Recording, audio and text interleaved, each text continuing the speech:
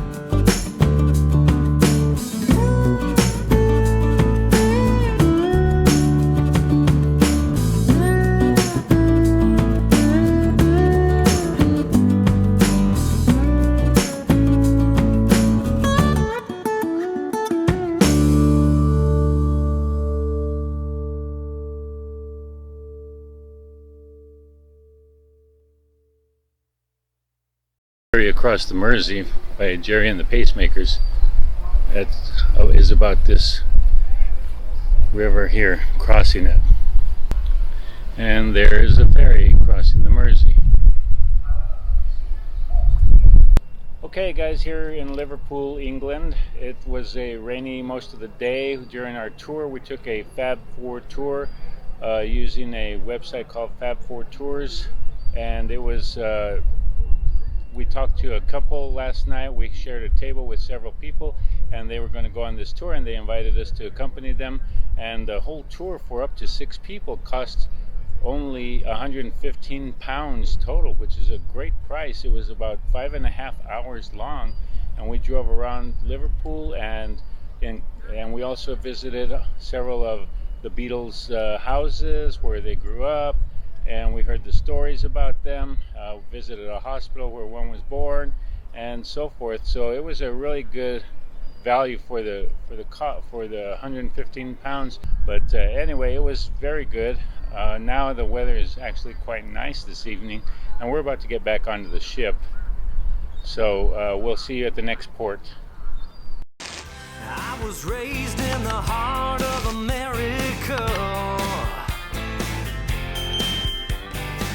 A boy with dreams where nothing ever seems to change.